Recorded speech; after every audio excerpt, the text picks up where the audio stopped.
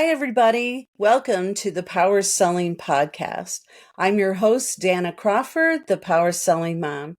And today I'm joined by Shari Smith. Shari's been selling on eBay since 2006, selling close to $3 million of goods. It's her passion in life, after her nieces, nephews, and dogs, of course. And it offers her an enjoyable way of creating financial freedom for herself and others. It's afforded her amazing opportunities like speaking on stage at events like eBay Open and creating lifelong friendships with other eBay sellers. Shari loves sharing her experiences, hoping it can help you create extra cash in your pocket or develop an additional income stream. So without further ado, let's get started. Shari, please tell me, how did you get started selling online? Well, I had just gotten married and I got a job working as a recruiter at a Fortune 500 company. And I say that because I had worked for a family owned business before that as a recruiter. And anyway, at this company, they had definitely a formula for success and profitability. But unfortunately, one of the things was like 11-hour days. Oh. And I was making a lot of money, which we needed because we had a house in the Bay Area in California. But I was totally strung out. You don't need drugs to be strung out. Yeah. It was all stress. So I quit that job without anything lined up. And I just thought I'll find a job where I'm a little less miserable. And I thought, well, I'll just clean out the house though, because while I have time. Mm-hmm. And I started listing things on eBay. And that family owned business that I worked for previously, the owner was a woman, and every birthday or holiday, she'd get me a present, and it was usually 14 karat gold. And so I had accumulated all of this over 15 years. And now I only wanted to wear jewelry that my husband gave me. So I know I don't sound very sentimental, but I started listing that because I'm not into keeping things of value that I am not using. Yeah. And it turns out 14 karat gold jewelry without gemstones sells really well. So my first experience went really well. And my husband came home from work one day, and this was over a period of a few weeks. And he said, "You've got to call this gal. She wants to know what you'll charge to sell her Coach purses." So I thought, oh my gosh, if I could make enough money to make our house payment, and he pays the rest of the bills, then I don't have to go get another job and I could just work for myself, because I was just getting a little too cantankerous to work for somebody else. And I Googled how much do you charge to sell for someone on consignment on eBay. And I found a 380-page ebook. And I did everything it said. And that was February of 2006. And I've never had to get another job. Oh, that is a really good story. Congratulations. So then that explains, where do you get your items? It does explain it, because I sell on consignment, and we had a couple of opportunities where we came across things to buy and we bought them. Mm-hmm. You want to hear a really fun one? Yes. So this is still the first year of selling. And my husband's like, "We've got to get your sister this keyless door lock, that we have, because she's pregnant and then she won't have to fumble for her keys." And I never wanted to stop him from doing nice things. So I didn't say anything, but I'm like, I'm not making a ton of money. And those are like $100. But I'm like, okay, that's a nice idea. So we went to Home Expo because they were in business at the time. And we got this $100 door lock, and they rang it up, and it was $23 with tax. And my husband's like, "You made a mistake. That's wrong." And before I could even find out, if I'm honest. And the cashier looked it up, and he's like, "Oh no, we didn't mark them down on the shelf, but we're marking them all down because we're changing brands." And that was the real price of it. So this is even before, might be before smartphones, because I didn't know to look it up on eBay at that time. Yeah. On my phone. We bought every lock in the store, went home, and I looked them up, and they were selling for like $60. So then we bought out all of California, that door lock, and we had like 480 of them. Wow. And then we just sold them throughout the next year. And that was like easy money. That is a great find. I know. I've never found anything that good again. That was just like served to you on a platter. What a great find. Yes. And that was because I didn't argue with him about doing something nice. And it all worked out. But otherwise, I sell on consignment. So people find me with my website. Recently, I sold a Breitling watch for a gentleman that found me that way, and it sold for $10,000. Oh my God, that's amazing. So what's your website? How can they find you? It's shari-sells.com. So that's SHARI-SELLS.com. Amazing. And it's also one piece of advice I'd throw out there is if you want people to find you in your local area, it's much easier to be found in your local area than competing with everyone in the US. Absolutely. So, yeah. So I had one person indexed it or something, my website, so that if someone types in on Google eBay reseller or eBay consignment sales Boulder, Colorado, Yep. I'll come up. And that's how they find me. So I'm not competing with the whole US. It's just a lot easier to be found locally. Yeah, and that's another good tip, that if you are a consignment seller, to make sure that you include your local towns in your keywords. Exactly. Yeah. Yeah, because before that web person like looked at my website, I apparently had someone made this website for me and did all this, but he just didn't index it or do it so it would be found by that location. I see. Good. And that's another Google for Business.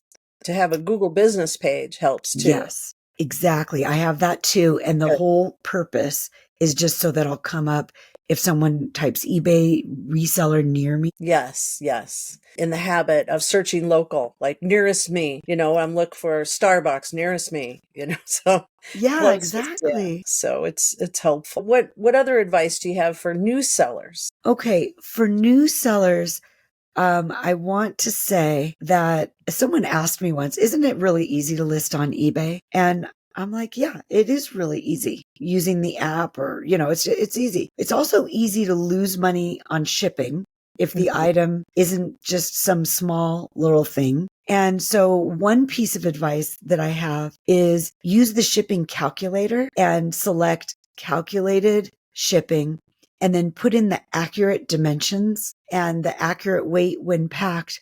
Because if you don't, you're either going to charge the buyer too much and then they might not want to buy it, or you're going to lose money. And this all could be a matter of inches. So that's one piece of advice. And then the other one is, so I have teenagers and college students working for me part-time. Oh, okay. And I always double check with them, like, hey, what is the first step of listing? And they're like, the title or and I'm like, no. It's researching the sold listings. So that's my advice to new sellers is look it up on eBay and then click sold and research what it sold for.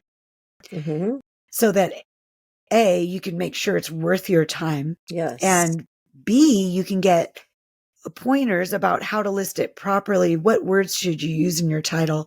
What pictures did they use? What did they do well? Who got the most money and what did they do?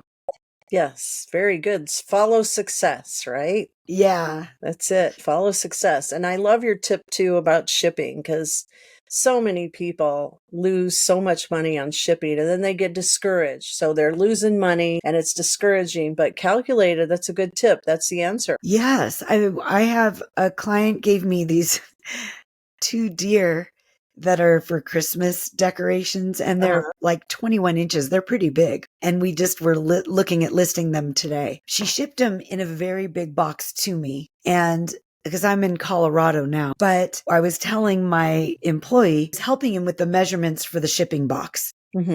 Because I said, we need it big enough to protect them.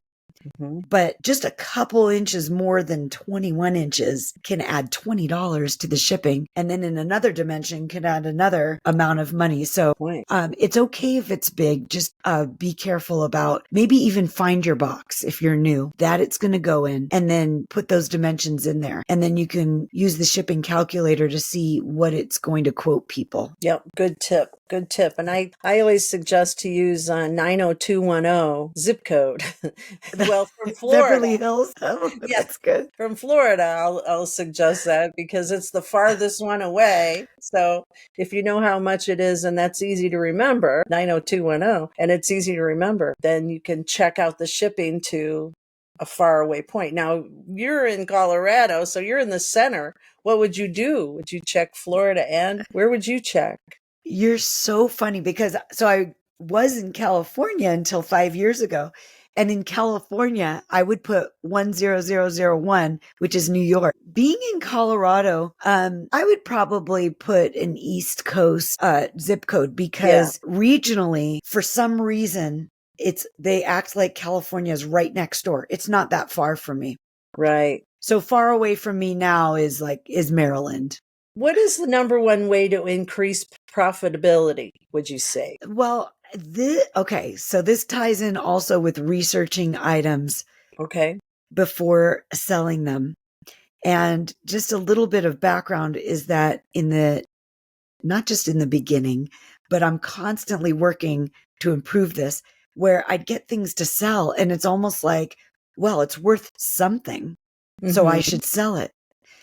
But to increase your profitability, increasing the amount of items that you get, that you make more money on. I know it sounds simple, but it's so easy to react to fires or to things that are right there. This is the stuff I have. This is what I should list. But if you market more, you have more things that you can say no to and filter through and get the better items. But you're not going to have enough of the better items unless you market more. So increasing the amount that you have to choose to list, and then saying no to the things that make you less money. Good tips. So when you say market more, what would you say would be some tips for marketing? Okay. So in the beginning, it used to just be from my husband's mouth. He was so outgoing. And, he would get me all of and my mom and just my family. But at one point, I was in this networking group. It's kind of like the Chamber of Commerce. But it's called BNI, Business Network International. And what they do, they have local chapters, and they're kind of like the Chamber of Commerce, where they have local professionals who are looking to get to know each other so they can send referrals to each other. But in BNI, everyone in the meeting gets to give an infomercial for 30 seconds to a minute. And so the whole room hears what you do. So I was in one of those groups selling this software that my sister had made.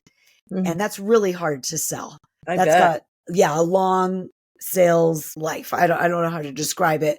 But with eBay, it's almost like the minute you say I sell on eBay, 1 out of 2 people can relate somehow and might have something. When I stopped in that business, I thought, I'm changing my category in BNI to be eBay selling and focus on this and stop treating it like this ignored stepchild that is continuing to get me business.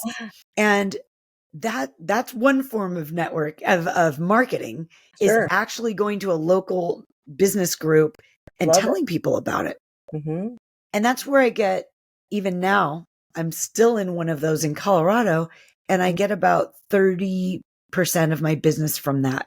That's fantastic. Yeah. And it's funny because when I was a guest on eBay Radio with Griff and Lee years ago, and I told them about that, they said that you're the first person that said that. Yep. Yep. a local thing. So I'd advise to visit a chamber mixer or visit a BNI group in your local area and just see, because it's so surprising how the person next to you might say, hey, I have this G.I. Joe collection. That's right. That's right. And you can always say no. Oh yeah, exactly. And I've sold G.I. Joe outfits, vintage outfits that are in the box I sold one outfit for $700. No way. Oh my gosh, I never even got that much for a Barbie outfit. That's higher than a Barbie outfit. It is. Now it had the box. Oh, okay. Yeah, and it was from the 60s and it had the box.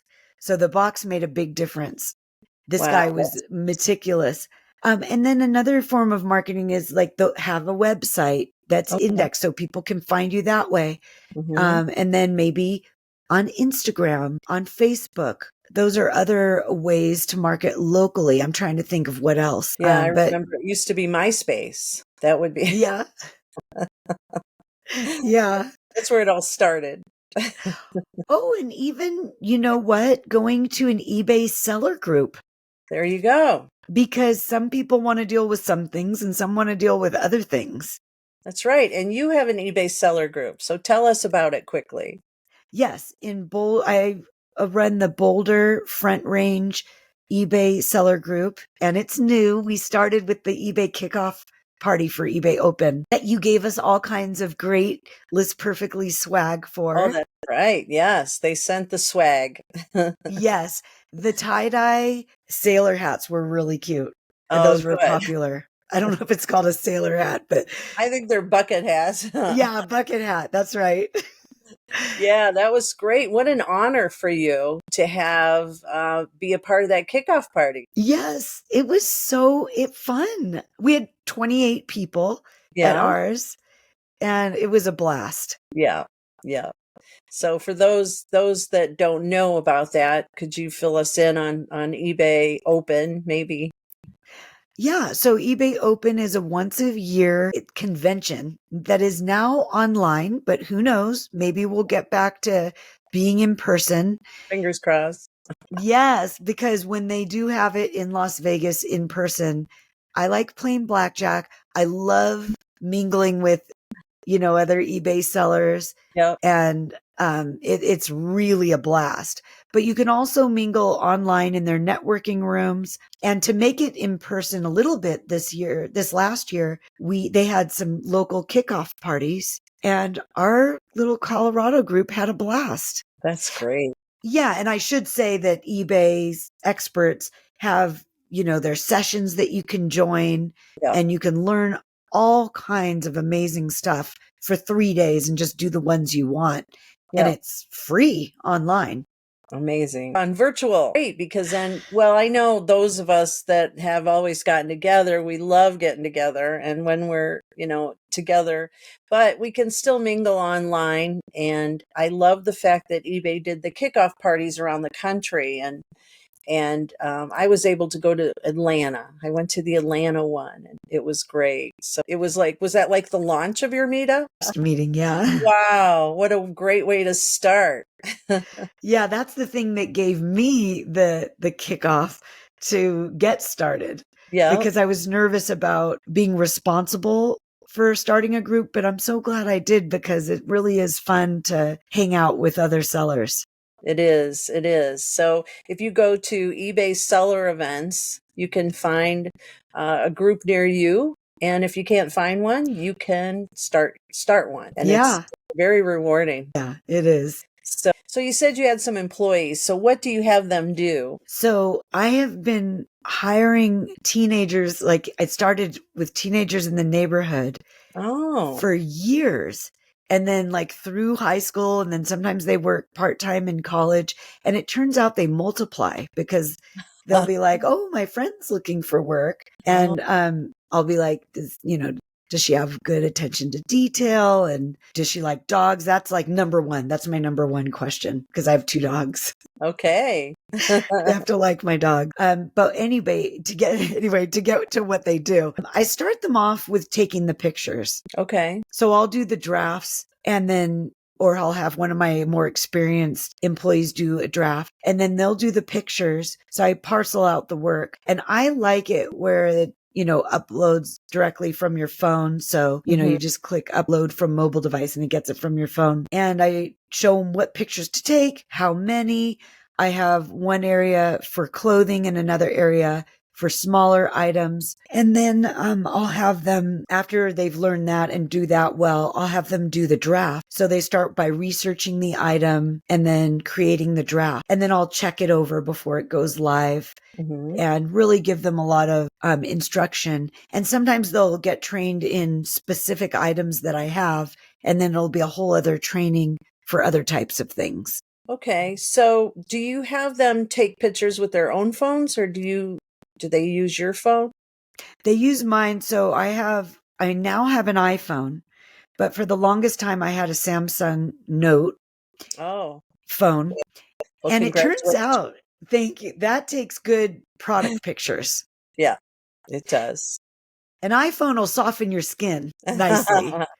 Yes. But a Samsung, I feel like, takes accurate product photos. No way. I thought you were talking about the iPhone. You're talking about the Samsung. Anyway, the Samsung takes better pictures of products. Really? Yeah. An iPhone works well too. But anyway, so they're using my previous phone. I see. Because it's hard. I know I've had people use my phone, and then when it rings and you've got messages, it makes it awkward. Exactly. So, and I need my phone. You're right, to conduct my business. So I can't let go of my phone. Right. Yeah. Can I ask, do you pay them by the item? Do you pay them by the hour? I pay them hourly. It's really so important to me to be fair to them. Okay. And so I pay them hourly, but then I let them know I have a write-up of the job description and the goals of how many we want to get to per hour. I don't expect it right away. So quality goals and then quantity goals. So yeah, and then I give them a review after a month. And if they make certain goals, then I'll give them a raise. Wow. How many do you have? Well, right now it definitely fluctuates. It's funny. In the summer, I have to start saying no, but sometimes I'll have 5. Wow. And it's flexible workforce because they need flexibility because they're in school. Some of them are in sports. Some are in college. So it works around their college schedule. And then I need flexibility because sometimes I have more things to sell and sometimes I have less things. So it's between the two of us, they love the flexibility of the job and I need flexibility in the workforce. Sure. So right now I have, I believe, 4, but working very part-time. Wow. What a great opportunity for them too, because they're learning how to sell online so they can, go home and sell their own stuff. Yeah. And it's funny because one of them got so busy selling his own stuff. He's like really much less available. And the other one, his mom told him, you need to sell all this stuff for us. That's great though. You're creating jobs and entrepreneurship out there. Yes. Teaching them how to fish. Oh my goodness. So when would you advise a seller to hire help? I would say when you're just so busy and maybe your shipping is keeping you too busy to list more and you just can't manage it all at a time and you're making enough to where you can afford it. But plus, I know that sounds obvious, but keep a real eye on you're paying this much. How much did they just produce? Okay. And are you making money from that or are you in the hole? And keep a real careful eye on it. That's why I start them with listing, because when they're shipping, that's relieving me of shipping and maybe I can list, but still that's not producing money in and of itself. Yeah, I know that it's tough because I do know some people that hire people just to ship. But I don't know. I think nobody can ship like I can. Can you? Oh, I know. Me too. So only the top of the top of the top, meticulous wise and detail wise, end up shipping. And I have one that even though he is now too busy with school and selling his family stuff, and his own sports and everything. When I go on vacation, he does my shipping and I can trust him to Okay. do it Oh, well. that's nice. That's Yeah. nice. You can trust him while you're on vacation and you can keep things running. That'd be Yeah. another good reason. So back to your consignment business. I know I'm a big consignment fan myself. So why do you sell on consignment? I am too spoiled by it. I mean, I can't afford to buy a $10,000 Breitling watch to then Right. resell it. So sometimes I do buy things. I buy some commercial equipment and then Mm-hmm. resell it. But the Mm-hmm. thing is that money is held up until it sells. And with consignment, you're not paying for it until after it sells. Yep, I That's my agree. main reason. Yep, I agree. And one thing I've noticed, like when I was new to consignment selling, it seemed like, especially when you first get started, you have to have your own stuff to mix in between the consignment. Did you run into that as well? Yeah, I definitely, well, I just had my own stuff still, Okay. but I got busy enough, but I had a lot of things that were lower profit items. So I was working really hard Yeah. until I started marketing more to get more opportunities to get higher end things. Higher end. Yep, that makes sense. I know once you get that flow of clients, then it's icing on the cake. Yes, exactly. And it's important to say no to the things that are just going to use up your time, but not really make you any money. Now, do you have clients? I know I do. I'll have clients that I don't mind if there's some low end items mixed in with the high end. Do you run into that as well? Hence the plastic reindeer today that are 21 inches tall. Okay. Absolutely. I have a client. She's the one who ships her items from California to me in Colorado to sell. And anything she ships me, we sell. But in all fairness to the reindeer, they're going to sell for $125 for the two of them, but they're big. Yeah. I do have clients, mainly her, where anything she has, I will sell. Okay. Other ones, I'll tell them I'll sell these, but I can't sell those. Okay. Okay. Yeah. Sometimes it's tough though. It's like they want to dump their whole garage on you, you know, Yes, instead of just bringing you the good stuff. exactly. Now, her garage, her stuff, I always tell her, I say, no matter what it is you give me, it's always good. Uh huh.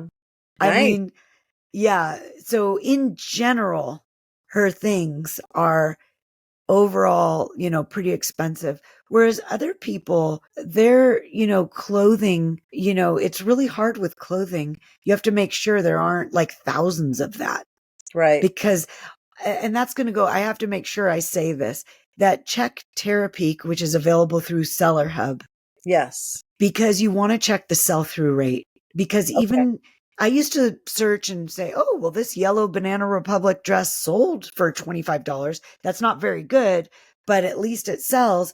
But then if you check the sell through rate, it might have a 7% sell through rate. And Okay. that's not good. That means 7% of what you list will sell in a 90-day period. Okay. Good tip. Good tip. So we can check that sell through rate on Terapeak. Yes. Very good. The rumor is that you're doing a podcast. So please tell me. Yes. So I co-host with Philip Jackson Oh, and it's the Selling on eBay radio show. oh, Yeah, and you can find it by going to sell.online. okay. That's the website that'll take you there. That's the easiest way. And we just talk about just the latest happenings on eBay, anything eBay. And now we're each sharing a tip, which is great because I always had to throw one in, whether it was on the agenda or not. So is it available on all the podcast players as well? Yeah, so you can find it on any of those. Okay. And what's the title again? It's the Selling on eBay radio show. Got it. Selling on eBay radio show. Can't wait. Gonna check it out right now. So any final words, Shari? I would just say you're doing this, you're selling on eBay so that you can be your own boss. If you want to hire people, you get to hire who you want to work with. And if you're selling items, you get to sell what you want to sell. You're doing this because you probably want to be in your own business. So be a nice boss to yourself and let yourself enjoy it. Have fun. Perfect. That was amazing. I've had the honor to visit with Shari at eBay headquarters and experiencing different seller events with her in person. And she's a fantastic person. If you see her at an event, please don't hesitate to go up and introduce yourself, and she'd be happy to chat with you and ask her about her dogs. But until then, thank you so much for joining me, and special thanks to List Perfectly. List Perfectly is an amazing tool, not only for resellers, but consignment sellers as well. It's perfect for inventory management and opening up the doors to cross-selling across 11 different platforms, and to open up the doors of opportunity so that you can sell items on multiple marketplaces. So again, I'm Danna Crawford, the Power Selling Mom. Thank you for joining me, and you're listening to the Power Selling Podcast. Until next time, happy online selling.